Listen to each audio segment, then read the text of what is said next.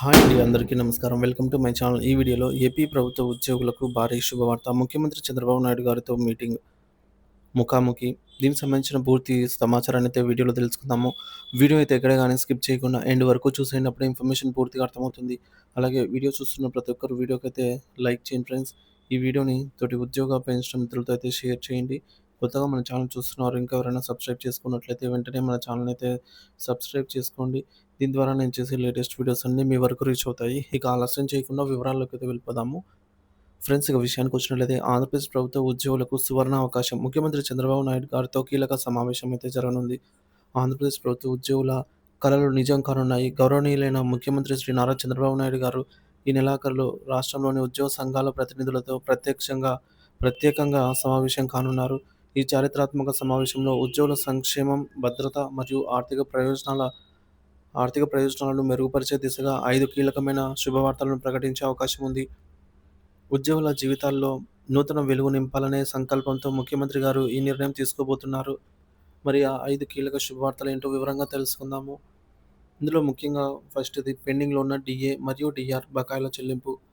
July 2018 నుంచి July 2023 వరకు సుమారుగా 212 నెలలకు సంబంధించిన డీఏ మరియు డీఆర్ ఎరియర్ బకాయిలు పెండింగ్‌లో అయితే ఉన్నాయి. ఈ బకాయిలు ఉద్యోగుల దీర్ఘకాలిక డిమాండ్లలో ఒకటి.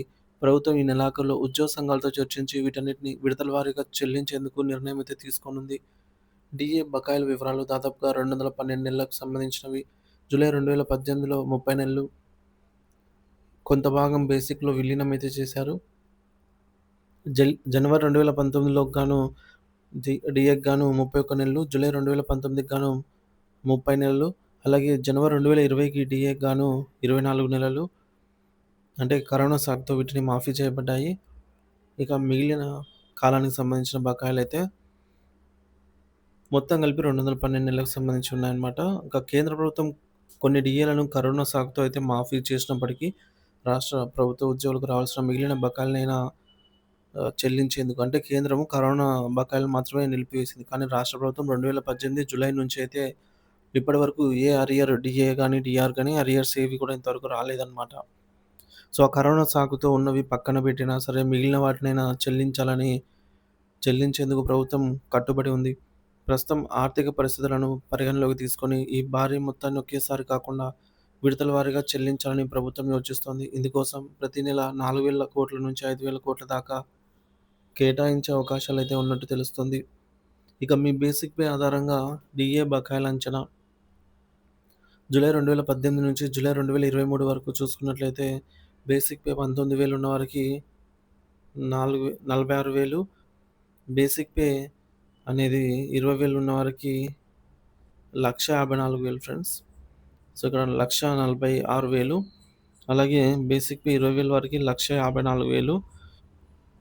దీని ప్రకారంగా బేసిక్ పే అనేది 30,000 ఉన్నవారికి 1,92,000, బేసిక్ పే 50,000గా ఉన్నవారికి 3,85,000, బేసిక్ పే అనేది 60,000గా ఉన్నవారికి 4,63,000, బేసిక్ పే 70,000గా ఉన్నవారికి 5,40,000. సో, బేసిక్ పే పెరిగే కొద్దీ బకాయిల మొత్తం కూడా అదే నిష్పత్తిలో పెరుగుతుంది. సో, ఈ మొత్తం డీఏ బకాయిలనమాట. ఇప్పటివరకు రావాల్సినటువంటి 212 నెలలకు సంబంధించి. సో, అయితే వీటిలో స్వల్ప మార్పయితే ఉండొచ్చు ఫ్రెండ్స్. ఎందుకంటే వీటిలో కొన్ని కరోనా సాకుతో మాఫీ చేయబడ్డాయి. మరికొన్ని పీఆర్సీలో విలీనం చేశారు. సో, ఈ విధంగా ఈ అంచనా అమౌంట్ అయితే తగ్గే అవకాశం అయితే ఉంది. సో, మనకు ఇవి ఒకేసారి కాకుండా విడతల వారీగా అయితే చెల్లింపులు చేయాలని ప్రభుత్వం లక్ష్యంగా పెట్టుకుంది. ప్రభుత్వం ఎన్నికల ప్రచారంలో ఇచ్చిన హామీ మేరకు అన్ని బకాయిలను రాబోయే 5 సంవత్సరాల్లోగా పూర్తిగా చెల్లించేందుకు ప్రణాళికలు సిద్ధం చేసుకుంటోంది. 2024-25 సంవత్సరానికి సంబంధించి కొత్తగా ప్రకటించాల్సిన 3 డీఏలు కూడా ఈ బకాయిలలో కలపబడతాయి. ప్రస్తుతం ఉద్యోగులు మరియు పెన్షనర్లకు 25,000 కోట్ల రూపాయలకు పైగా డీఏ, డీఆర్ బకాయిలు రావాల్సి ఉంది. ఈ కూటమి ప్రభుత్వం తన 5 ఏళ్ల పాలనలో ఈ బకాయిలను పూర్తిగా చెల్లించాలని లక్ష్యంగా అయితే పెట్టుకుంది. 12వ పీఆర్సీ అమలుకు తాజా అప్డేట్స్. ఆంధ్రప్రదేశ్ రాష్ట్ర ప్రభుత్వ ఉద్యోగులు మరియు పెన్షనర్లకు 12వ పీఆర్సీపై శుభవార్త త్వరలో రానుంది. ఉద్యోగులకు ఇచ్చిన హామీని నెరవేర్చేందుకు ప్రభుత్వం కసరత్తు ప్రారంభించింది. ముఖ్యమంత్రి చంద్రబాబు నాయుడు గారు ఉద్యోగ సంఘాలతో జరిపే సమావేశంలో 12వ పీఆర్సీ అమలుపై కూడా కీలక నిర్ణయం తీసుకునే అవకాశం ఉంది. 12వ పీఆర్సీ గనుక అమలైతే ఉద్యోగులకు మరియు పెన్షనర్లకు వారి యొక్క బేసిక్ పే అనేది దాదాపుగా ఒక 60% ఖచ్చితంగా 50-60% అయితే పెరుగుదల ఉంటుంది అనేది వాస్తవం అన్నమాట. దీనికి అనుగుణంగా హెచ్ఆర్‌ఏ పెరుగుతుంది. పీరియాడికల్ ఇంక్రిమెంట్‌లు, అలాగే additional quantum of pension, DA, TA రేట్లు గూడా పెరుగుతాయి. వీటన్నిటిలో మార్పయితే చోటు చేసుకున్నాయి. కాబట్టి 12వ పీఆర్సీ ఉద్యోగుల ఆర్థిక స్థితిగతులను మరింత బలోపేతం చేస్తుంది అనైతే ఖచ్చితంగా చెప్పవచ్చు.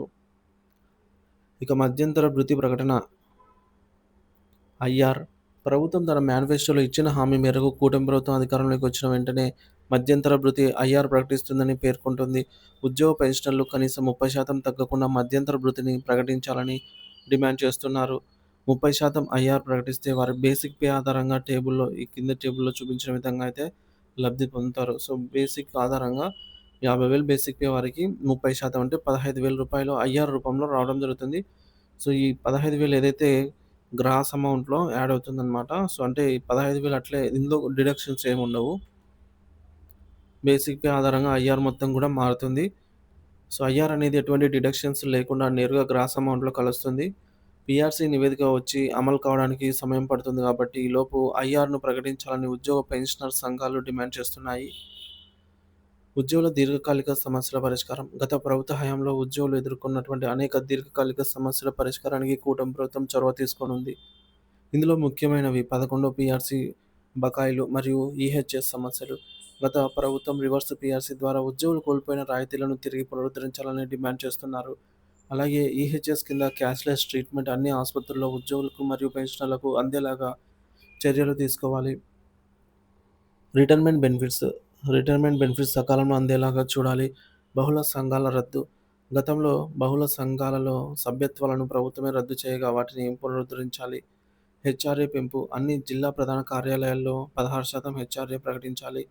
మహిళా ఉద్యోగులకు చైల్డ్ కేర్ లీవ్స్. కేంద్ర ప్రభుత్వ మహిళా ఉద్యోగులకు మన రాష్ట్ర మహిళా ఉద్యోగులకు కేంద్ర ప్రభుత్వం తరహాలో 2 సంవత్సరాల చైల్డ్ కేర్ లీవ్‌లను వర్తింపజేయాలి అనేది డిమాండ్ ఉంది. ఇక ఐదో శుభవార్త ఖాళీల భర్తీ, కారుణ్య నియామకాలు మరియు కాంట్రాక్ట్ ఉద్యోగుల రెగ్యులరైజేషన్. రాష్ట్రంలో ఖాళీగా ఉన్న ఉద్యోగాలను భర్తీ చేయాలని, కారుణ్య నియామకాలను వేగవంతం చేయాలని ఉద్యోగులు డిమాండ్ చేస్తున్నారు. గత ప్రభుత్వ హయాంలో కాంట్రాక్ట్ ఉద్యోగులందరినీ రెగ్యులరైజ్ చేస్తామని హామీ ఇచ్చి, కొంతమందిని మాత్రమే చేశారని, మిగిలిన అర్హులైన వారందరినీ రెగ్యులరైజ్ చేయాలని కోరుతున్నారు. ముఖ్యమంత్రి గారు ఈ అన్ని అంశాలపై ఉద్యోగ సంఘాలతో చర్చించి సానుకూల నిర్ణయాలు తీసుకుంటారని ఉద్యోగులు ఆశాభావం వ్యక్తం చేస్తున్నారు. ఈ సమావేశం ఆంధ్రప్రదేశ్ ప్రభుత్వ ఉద్యోగుల చరిత్రలో ఒక నూతన అధ్యాయాన్ని లిఖిస్తుందని భావిస్తున్నారు. ఈ కీలక నిర్ణయాలతో ఉద్యోగుల జీవితాల్లో కొత్త ఉత్సాహం నిండాలి అనైతే ఆశిద్దాం.